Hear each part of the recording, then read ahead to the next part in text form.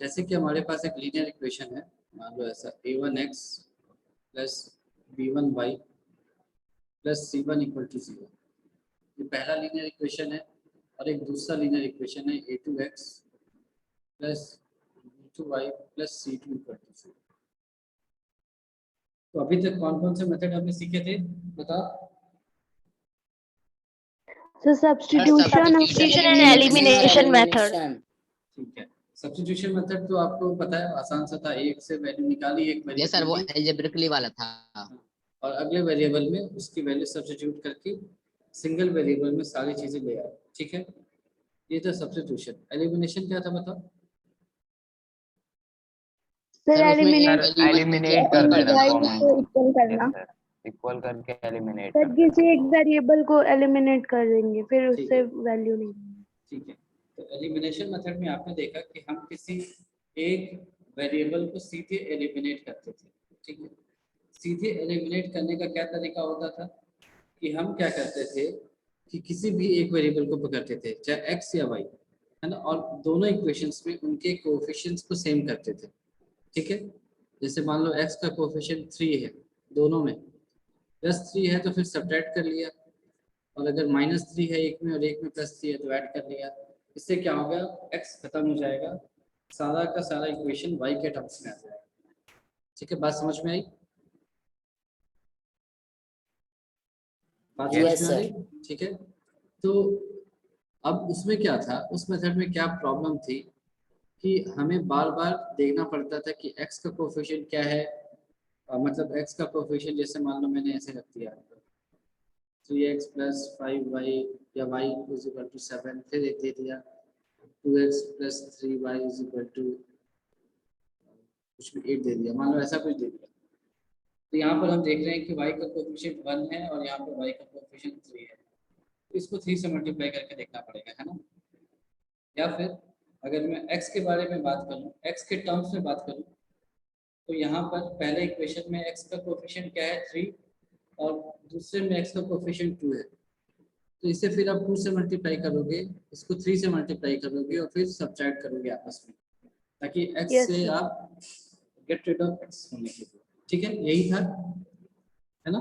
Yes sir. Yes sir. यानी कि इसमें प्रॉब्लम कहाँ पर आती है कि आपको जितने क्वेश्चन दिए जाएंगे एलिमिनेशन में, सब में आपको अलग अलग काम करना पड़ेगा। जैसे यहाँ पर तो 3x था 2x था, अगर मान लो कहीं पर आपको 5x plus 2y is equal to 7 आ जाता, और मान लो ऐसा आ जाता है कि 8x plus 7y is equal to मान लो 12 आ जाता है ऐसा, फिर आपको यहाँ पर भी ऐसे कंपेयर करना पड़ता है। इसको 7 से मल्टीप्लाई करते, इसको 2 से करते, या फिर इसको 8 से करते, इसको 5 से करते, फिर सब्ट्रैक्ट करके सॉल्व करते। ठीक है, यानी हर क्वेश्चन में आपको अलग अलग काम करना पड़ता है ना।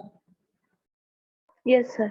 ठीक है, तो इस समस्या से निजात पाने के लिए हमने एक नए मेथड को डेवलप किया, जो एक तरह से एलिमिनेशन मेथड का ही एक्सटेंशन है, एलिमिनेशन मेथड ही है, लेकिन हम यहाँ से एक जनरल सा फॉर्मूला डिराइव कर लेते हैं, जनरल सा। तो क्वेश्चन कोई भी हो, सिर्फ वैल्यूज को उसमें सब्स्टिट्यूट कर दो और आपको आंसर डायरेक्टली मिल जाएगा। ठीक है, तो कैसे होगा ये देखो,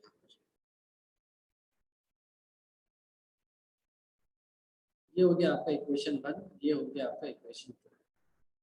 तो इसको करने से पहले ये मैंने क्यों बताया, ताकि आपके दिमाग में ये आ जाए कि ये भी हम स्टार्ट एलिमिनेशन मेथड की तरह ही करेंगे, यानी कि हमें किसी वेरिएबल को हटाना होगा। तो कैसे हटा सकते हैं, तो देखा यहाँ पर x का कोफिशिएंट क्या है a1, यहाँ पर x का कोफिशिएंट क्या है a2, तो अलग अलग है। फिर y का देखा तो y का कोफिशिएंट यहाँ b1 है और यहाँ पर क्या है b2 है। समझ में आ गया, यहाँ तक आया? Yes sir. Yes, sir. अगले स्टेप को ध्यान से देखना, multiply equation 1 by b2। Sir आप ये क्रॉस वाला बता रहे हैं? क्या cross? Hello sir cross multiplication method बता रहे हैं ना? हाँ, क्रॉस मल्टीप्लिकेशन, ये लास्ट मेथड है ना। Yes sir. ठीक है, तो multiply equation 1 by b2 and equation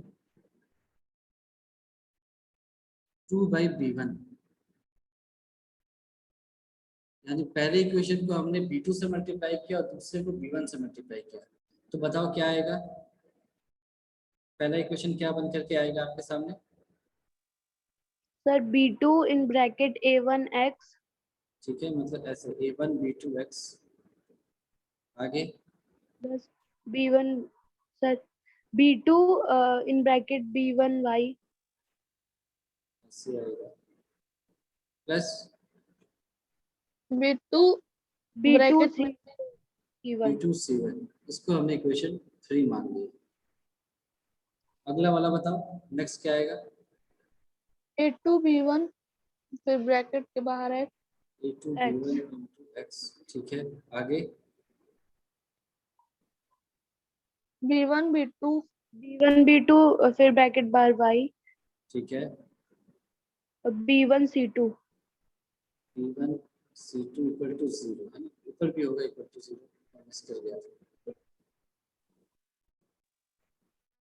equal to 0 लिख होता है। ये जो दोनों इक्वेशन आए नए वाले, ये सबको समझ में आया? तो इसमें कोई डाउट है? Yes, sir. यस सर मतलब पक्की बात है, यहाँ तक Yes, समझ में sir. आया? तो मैंने आपको क्या कहा था कि इस इक्वेशन को भी, इस मेथड को भी आप एलिमिनेशन मेथड की तरह ही ट्रीट करो। कब तक? जब तक कि हम फॉर्मूले को डिराइव नहीं करते, यानी हमारा पर्पस अभी भी यही है, एक वेरिएबल को गायब करना। मेथड कोई भी हो, हमारा जो एम होता है वो यही होता है कि एक वेरिएबल को हमें गायब करना है और सारा का सारा इक्वेशन फाइनली सिंगल वेरिएबल में लाना है। तो इसीलिए हमने क्या किया, यहाँ नंबर्स की बात नहीं की, हमने जनरल बात की a1 b1 c1 a2 b2 c2, ताकि हम एक कॉमन सा रिलेशन लाएं और फाइनली उसमें जो भी वैल्यूज है उसको रखते चले जाए। अब बताओ, अब वेरिएबल को हटाने के लिए क्या करना होगा? कौन सा सब वेरिएबल हट माइनस सकता है? सब्ट्रैक्ट करेंगे माइनस करेंगे तो कौन सा वेरिएबल हटेगा? Y वाला सर y ठीक है, या माइनस कर दिया ऐसे, माइनस कर दिया, y खत्म हो गया। ऐसा कुछ आएगा क्या? a1 b2 minus b2 b1 x plus b2 c1 minus b1 c2 is equal to 0, ऐसा कुछ आएगा? Yes, sir. Yes, sir. अच्छा, तो आगे मैं इसको ऐसे लिख दूं क्या कि a1 b2 minus b2 b1 into x equal to b1 c2 minus b2 c1, ऐसा लिख दूं? इधर जाएगा तो माइनस वाला प्लस हो जाएगा, प्लस वाला माइनस हो जाएगा। b1 को आगे रखा, c को मतलब b को आगे रखा, c को उसके बाद रखा, ऐसा कुछ आ रहा है क्या? सर ये जो सर B2 C1 का है उसको आप राइट हैंड साइड भेज दिए है ना? हाँ, बिल्कुल इक्वल टू साइन यहाँ लगा दिया यस ना। सर। यहाँ तक बताओ, ये सर एक बार ये सेकंड वाला समझा दीजिए। कौन सा? सर एक बार सेकंड वाला, सेकंड वाला ये मतलब कौन सा? सेकंड वाला। ये वाला? अरे ये ए वाला? हाँ ये वाला ये वाला ना? A1 B1। देखो ये क्या हाँ। है, इस तरह से मान लो x प्लस मान लो c minus t equal to 0 है, ऐसा है। तो x को मैं Yes, t sir. माइनस सी लिख सकता हूँ ना? Yes sir. ये किया है यहाँ पे, देखो ये माइनस ये इक्वल टू 0 था, मैं उधर ले गया तो ये माइनस प्लस हो जाएगा, ये प्लस वाला माइनस हो जाएगा, ठीक है? दिखा? Yes sir. यस। समझ में आ गई बात सभी को? हाँ। चलो, यस Yes, सर ये बात समझ में आ गई। तो यहाँ से मैं सीधे x की वैल्यू ऐसे निकाल दूँ क्या?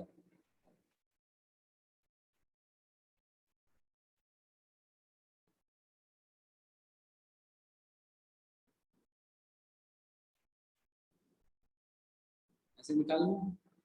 Yes, sir. Yes sir Yes, sir. Yes sir आ इसमें किसी को जाएगी। डाउट है? No, sir. पक्की नो बात? सर। एक बार ध्यान से देख लो, किसी को कोई डाउट नहीं आ रहा है ना? हाँ?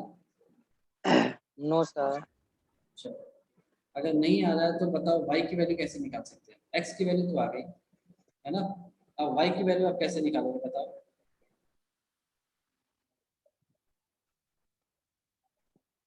देखो सर हम जहाँ जहाँ वैल्यू पुट कर देंगे क्वेश्चन में यस सर अगर x की वैल्यू को यहाँ पर सब्स्टिट्यूट कर दिया, जो भी हमारा बड़ा सा एक्सप्रेशन आया था, तो सारा Yes, कुछ sir. कैलकुलेशन करके y की वैल्यू आ जाएगी क्या?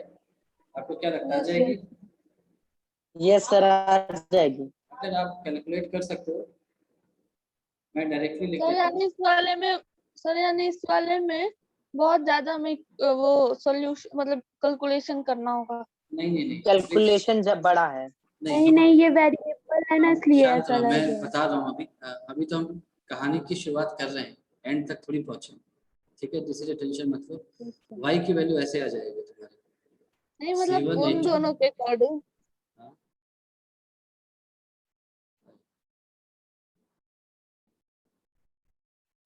ये y की वैल्यू आएगी, ठीक है? ये y की वैल्यू आएगी। कैसे आएगी? आपको विश्वास नहीं है तो वैल्यूज रख करके चेक कर लिए। x की वैल्यू यहाँ पर रख करके देख लो। थोड़ा लेंथी कैलकुलेशन है, पर ये ऐसे ही आएगा, ठीक है? तो बात अब ये है कि ये तो जैसे तुमने कहा कि ये तो बड़ा कॉम्प्लिकेटेड सा आ गया, बहुत विशाल सा है ना? ये भी बहुत बड़ा सा है, इसको कैसे याद रखेंगे? इसका तरीका है कैसे याद रखते हैं, है ना? इसको हम बताएंगे कि कैसे याद रखा जाता है इसको, है ना? ताकि तुमको तुरंत याद हो जाए, ज़्यादा दिमाग ना लगाना पड़े। लेकिन ये आया कैसे, ये सबको समझ में आ गया? पहली चीज़, सर पहला वाला Yes, आया, sir. लेकिन ये वाई कहाँ से आया? नहीं, वैल्यू जब सॉल्व करेंगे वाई मैंने तुमको कैलकुलेट करके दिखाया भी नहीं है, क्योंकि मुझे पता है कि वाई की वैल्यू यही अच्छा है ना? मुझे याद है। कैसे याद है वो मैं बताऊंगा, सर, हम लोग ठीक है? तुमको भी ये कैलकुलेट नहीं सर करना। हम सुनो लोग सुनो सुनो कैलकुलेट सुनो करेंगे। अभी, सुनो। जो मैं बोलता जा रहा हूँ उसको बस सुनते जाओ, उसी स्टेप पे। एक्स की वैल्यू कैसे कैलकुलेट किया, समझ में आया?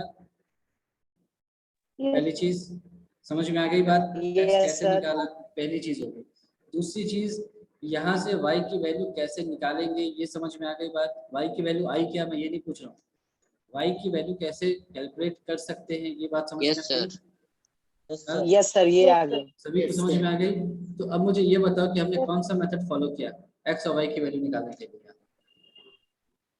सर एलिमिनेशन और सब्स्टिट्यूशन। एलिमिनेशन, है ना? हमने सिर्फ एलिमिनेशन मेथड को फॉलो किया x और y निकालने के लिए। यहाँ तक क्लियर है? Sir yes sir. नहीं, मैंने जो पूछा सर था Yes, उतना sir. जवाब दो, मैंने जो मल्टीप्लाई तो नहीं पूछा किया आपको? सिर्फ उतना जवाब दो, है ना? मैंने अभी जब सर पढ़ाई y सर की वैल्यू निकालने के लिए तो हम x में x का वैल्यू सब्स्टिट्यूट करेंगे ना। ऑब्वियसली तो वो तो ऑब्वियसली एलिमिनेशन में भी करना ही पड़ता किसी भी मेथड में सर काम यही है। देखो, मैंने क्या पूछा तुमसे कि हमने x और y की वैल्यू किस मेथड से निकाली, समझ में आई बात?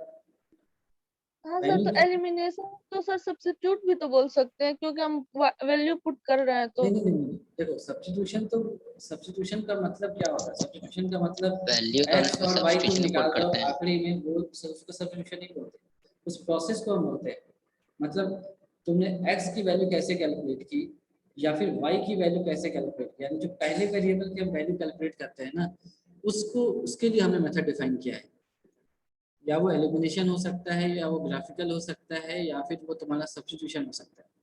एक बार जब एक वेरिएबल की वैल्यू आ गई, x की वैल्यू आ गई, तो y की वैल्यू कैसे निकालोगे? x को रख कर के तो निकालेंगे, फिर थोड़ी एलिमिनेट कर सकते हैं। फिर तो x रहेगा, y गायब हो जाएगा, है ना?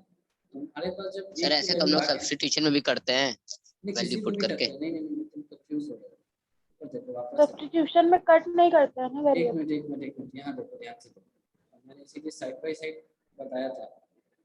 यहाँ पर पेन का कलर चेंज करता हूँ, देखो। क्वेश्चन के बाद ये जो मेथड्स, ये जो होता है फ्रेमिंग, ये कॉमन होता है।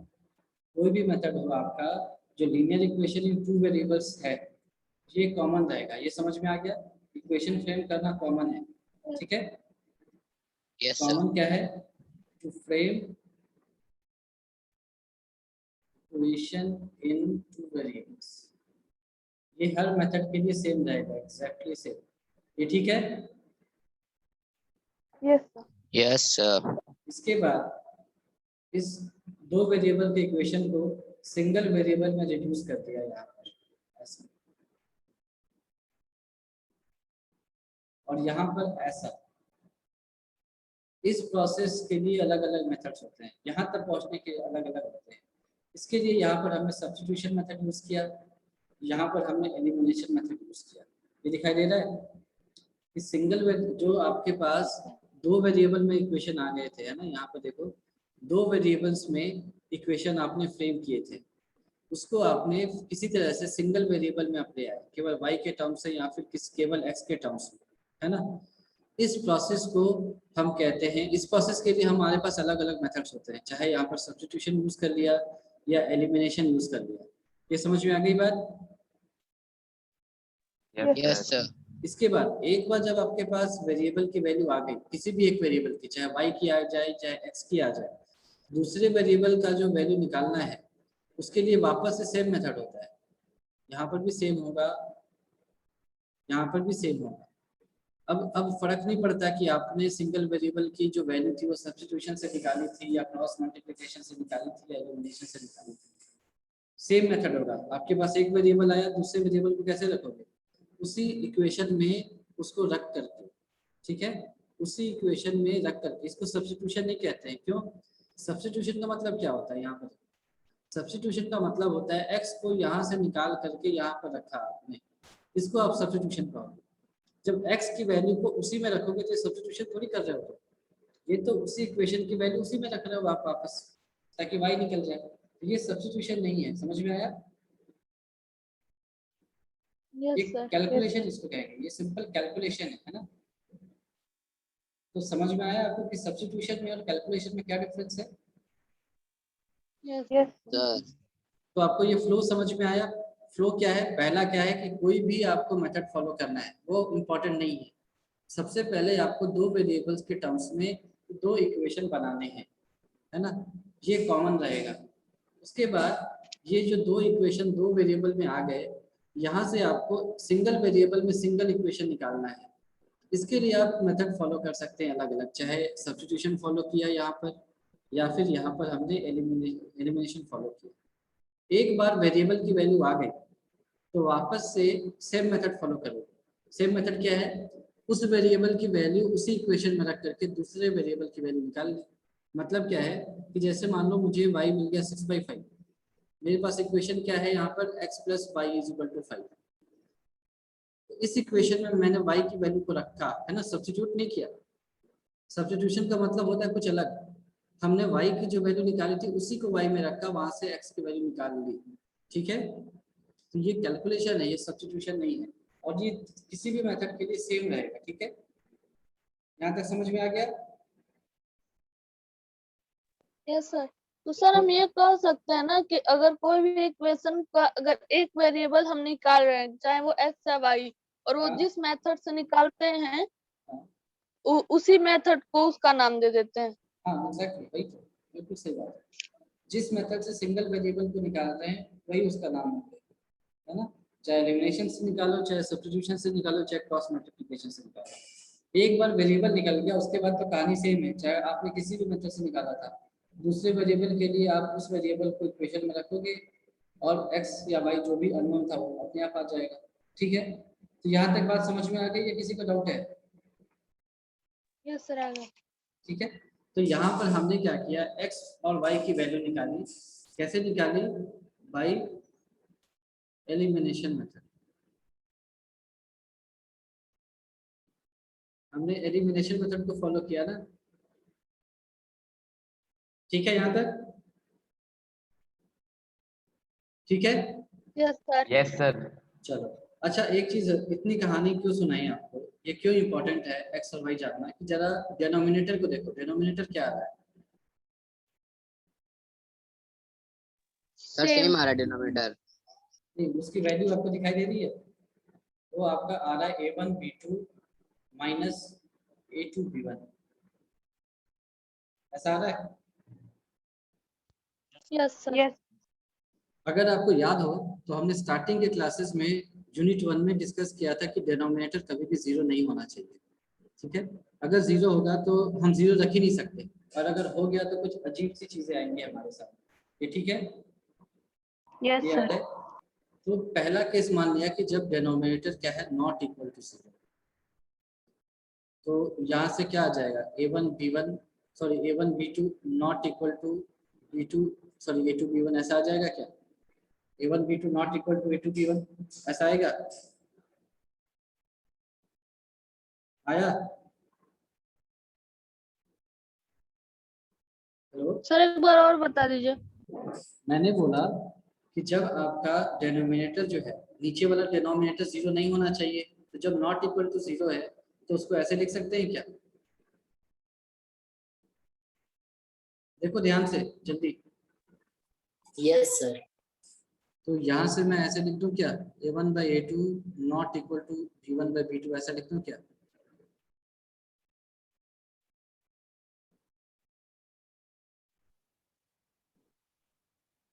जल्दी बताओ, ये समझ में आया कि नहीं आया? No, sir sir. Not equal to No, क्यों sir. लगाया? डिनोमिनेटर जो है वो नीचे वाला डिनोमिनेटर जीरो नहीं होना चाहिए ना। Yes, वैसे sir. जो मैंने बताया था ना कि A1 कभी जीरो नहीं हो सकता। Sir A1 B2 is not equal to A2 B1, तो वहां तक तो समझ में आया, लेकिन A1 upon A2 is not equal to B1 upon B2, ये क्यों? कैसे? क्यों? A2 को इधर ले आए, B2 से मल्टीप्लिकेशन में है ना, इधर ले आए, क्या दिक्कत है? जैसे मैं कहता हाँ हूँ तो सर लिख सकते हैं। 5 into 3 is not equal to 6 into 4, इसका मतलब यही तो हुआ कि 5 by 6 is not equal to 4 by 3। देखो 15 का 24 के बराबर नहीं है, तो ये भी इसके बराबर थोड़ी है। मल्टीप्लिकेशन में तो ऊपर नीचे सब पॉजिटिव में ये जा सकता है आराम से, ठीक है ना? क्लियर है? Yes, sir. sir. यहाँ तक समझ में आया नहीं, ये बताओ सभी को। Yes, sir. समझ में आ गया? Yes, sir. ये कौन सा कंडीशन निकला? यूनिक सॉल्यूशन दिख रहा है इंटरसेक्टिंग। ना? यूनिक सॉल्यूशन जैसा कुछ दिखा आपको? Yes sir. यानी कि ये कंडीशन हम यहाँ से भी निकाल सकते थे। और अगर आपने कर दिया A1 B2 is equal to A2 B1, तो यहाँ से दो चीजें होंगी। पहली चीज A1 by A2 is equal to B1 by B2, ये होगा क्या? यस सर, यानी कि नो सॉल्यूशन। यहाँ से क्या आ जाएगा? नो सॉल्यूशन, जो कि वैलिड है, क्योंकि अगर नीचे वाला जीरो हो गया तो सॉल्यूशन नहीं आना चाहिए हमें, क्योंकि पहले से ही पता है कि डिनोमिनेटर जीरो नहीं होना चाहिए। अगर आपने कर दिया तो फिर कोई सॉल्यूशन नहीं। ठीक है, क्लियर है ये? अनडिफाइन हो जाता है सर। हाँ ऑब्वियसली अनडिफाइंड है। तो ये समझ में आ गया? Yes sir. Yes, sir. Yes, sir. अगर मान लो कि यहाँ तक तो ठीक है, ये अनडिफाइंड दे रहा है, लेकिन हमने एक और कंडीशन जोड़ दी, ये equal to C1 by C2 B हो जाए, तुम कह सकते हो कि ये तो अनडिफाइंड का कंडीशन था ना, ये तो अनडिफाइंड का कंडीशन था। तो हम कह रहे हैं कि हाँ अनडिफाइंड आ तो रहा है, नो सॉल्यूशन आ तो रहा है, लेकिन अगर किसी तरह से ये कंडीशन भी अगर हो जाए, हम अपनी तरफ से ऐड करते हैं अगर, तो कुछ एक्स्ट्रा पॉइंट्स अगर ऐड कर देते हैं, ये क्या आ जाएगा? Infinite solution.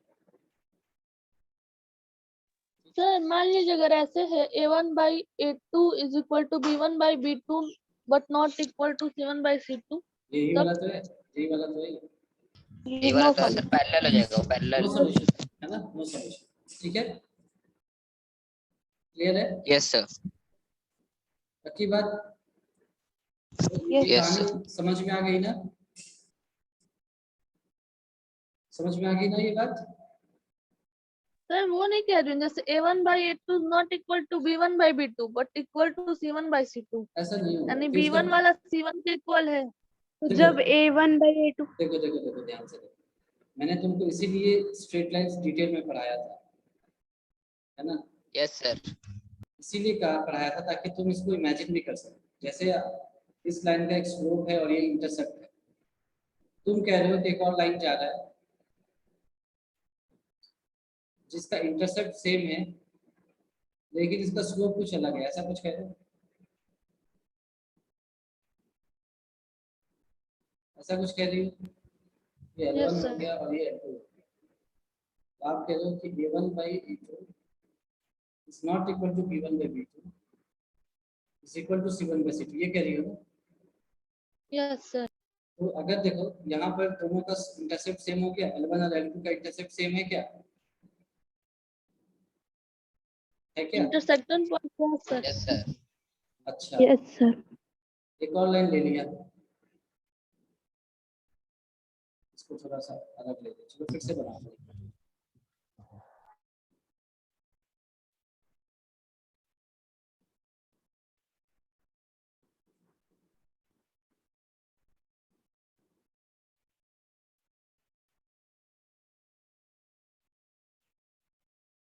ये है आपका एक्स एक्सिस, ये है वाई एक्सिस, ठीक है। यहाँ पर हमने एक लाइन लिया ऐसे, L1 इसका नाम है, ये जो है ये है C, ठीक है, यहाँ तक ठीक है। इसका स्लोप यहाँ से आएगा, इस एंगल Yes. θ1 से आएगा, है ना, और इसका स्लोप C है, यानी कि वाई एक्सिस को जहाँ पर कट कर रहा है वो लोकेशन C है, यानी C यूनिट्स क्या है, एक्स एक्सिस से दूरी है उसकी। यहाँ तक ठीक है। Yes, Yes, sir. अब कह रहे हो आप कि a1/a2 not equal to b1/b2, यानी एक और लाइन बनाओ इस तरह से जिसका स्लोप इसके स्लोप से अलग हो, ठीक है। तो ऑब्वियसली ये एक्स एक्सिस से इतना एंगल ही बना रहा है, ये एंगल बना रहा है θ2 मान, लेकिन ये भी सी है, ठीक है, यही कह रहे थे ना। Yes, sir. तो इसका मतलब है कि दोनों लाइंस इंटरसेक्ट कर रहे हैं, L1 L2 कर रहे हैं ना, Yes, L1 और sir. L2 Yes, meet sir. कर रहे हैं ना। अच्छा, तुमने एक तीसरी लाइन बना दी, कुछ भी बना दी, ऐसे करके बना दी, इसका एंगल हो जाएगा θ3, इसका नाम है L3, और इसका जो स्लोप होगा, मतलब जो C होगा वो भी अलग होगा, Yes, ये हो sir. जाएगा C। तो इसके लिए a1/a2 not equal to b1/b2 not equal to c1/c2, ये हो जाएगा। तो इससे आपको एक चीज समझनी चाहिए कि जैसे ही ये हो गया आपका, ये कंडीशन जैसे ही फुलफिल हो गया, c1/c2 इक्वल हो या नहीं हो, लाइंस हमेशा इंटरसेक्ट करेंगे। ये समझ में आ गया देख करके? यहाँ Yes, पर sir. है ना, L1 L2 इस पॉइंट पे मीट कर रहे हैं और L1 और L3 इस पॉइंट पे मीट कर रहे हैं। तो जैसे ही आपका a1/a2 not equal to b1/b2 हो गया, लाइंस इंटरसेक्टिंग होंगी, चाहे c1 c2 के बराबर हो या ना हो। समझ में आ गई बात? ठीक है, yes, sir. ये सबको समझ में आ गया? किसने पूछा था मेरे से? Yes, sir. Sir, आकांक्षा. हाँ आकांक्षा, समझ में आ गया Yes, sir. है ना। a1/a2 equal to not equal to b1/b2 होने का मतलब होता है लाइंस इंटरसेक्टिंग होंगी, इतना काफी है, ठीक है, क्लियर है। चलो, अब c1/c2 इक्वल होने का मतलब क्या है कि दोनों y एक्सिस को एक ही पॉइंट पे कट करेंगे। अनइक्वल होने का मतलब है इंटरसेक्ट तो करेंगे लेकिन y पर इंटरसेक्शन दोनों का अलग अलग होगा, L3 का यहाँ हो रहा है, L1 का यहीं पर हो जाएगा, ठीक है। ये बात समझ में आ गई अच्छे से? Yes, sir. तो अगर समझ में आ गई अच्छे से तो वापस से हम इस पर आते हैं। ये तो मैं ज्यादा डिस्कस नहीं कर रहा हूँ क्योंकि ये तो हमें पहले से पता है ना, a1/a2 not equal to b1/b2। यहाँ पर इसीलिए लिया ताकि आपको ये समझ में आए कि यहाँ से भी आ सकता है। वापस से हम यहाँ पर आते हैं कि ये कैसे समझा जाए, ये कैसे याद रखा जाए, ठीक है। तो इक्वेशन को ऐसे लिखा, a1x plus b1y plus c1 is equal to 0, a2x plus b2y plus c2 equal to 0, ऐसे लिखा, ठीक है। इसको लिखते कैसे हैं, सॉल्व कैसे कहते हैं, उसका एक नाम होता है क्रैमर्स रूल। क्रैमर का रूल था, सॉरी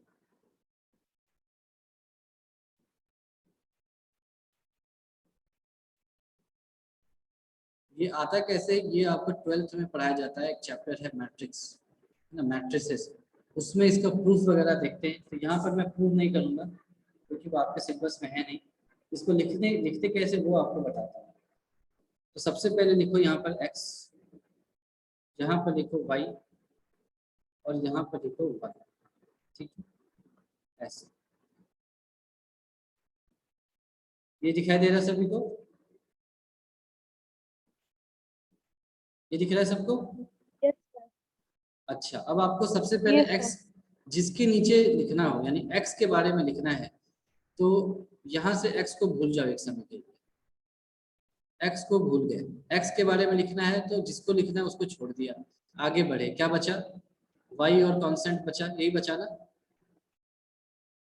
तो इसको इससे मल्टीप्लाई करते हैं, इसको इससे मल्टीप्लाई करते हैं, तो ये आ जाएगा b1 c2 b2 c1, बीच में माइनस साइन, ये डिटर्मिनेंट का काम है, ऐसे काम करता है, माइनस साइन सीधे लगाते हैं। क्यों और कैसे आया ये अभी जानने की जरूरत नहीं है आपको, सिर्फ इतना ही याद रखो कि जिसके लिए वैल्यू निकालनी है, x के लिए निकालनी है तो x को छोड़ दिया, आगे बढ़े, y और कांस्टेंट में आए, क्रॉस मल्टीप्लिकेशन किया, B1 C2 minus B2 C1। ये समझ में आया? समझ में आया ये? Yes sir. अच्छे से देख लो, समझ में आया? सर हाँ बोलो। ये ए वाला कहाँ गया? A1 A2। मैंने क्या बोला, ध्यान से सुनो, इसीलिए कह रहा हूँ कि जिसके बारे में निकालना है उसको एक बार भूल गए, उसको छोड़ दिया। x निकालना है तो x वाले को छोड़ दिया, आगे बढ़े, और उसके बाद जो बचे टर्म्स है उनको आपस में क्रॉस मल्टीप्लाई किया। ये बात समझ में आ गई? ध्यान से सुन लो सभी। Yes, समझ में आई? यस क्रॉस मल्टीप्लाई कैसे करते हैं? B1 को C2 Yes, से sir. माइनस B2 को C1 से, ऐसे। अच्छा, अब y निकालना है तो y को के लिए क्या करना पड़ेगा बताओ यहाँ से? Sir A1 C2 minus A2। ठीक है, y के लिए सबसे पहले क्या हो गया, y वाले चीजों को B1 B2 को भूल गए, आगे बढ़े। ठीक है, लेकिन इसको याद रखना कि ऑर्डर इसका साइक्लिक होता है, मतलब ये A1 A2 B1 B2 C1 C2 A1 A2 ऐसा ही जाएगा, है ना? इसका मतलब है, ज्यादा ही नीचे लिख दिया मैंने।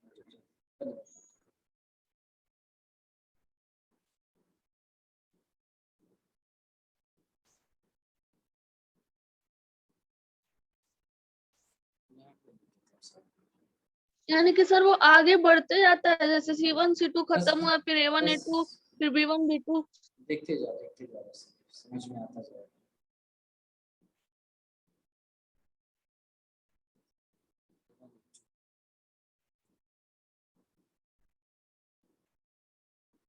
ठीक है, तो सबसे पहले हमने x के लिए किया था, तो इसको हम भूल गए थे, है ना? इसको भूल गए, यहाँ से निकाला था। ठीक है, यहाँ तक B1 C2 minus B2 C1। Yes sir. अब y के लिए गए, तो y के लिए गए तो इसको भूल गए, क्या बचा हमारे पास?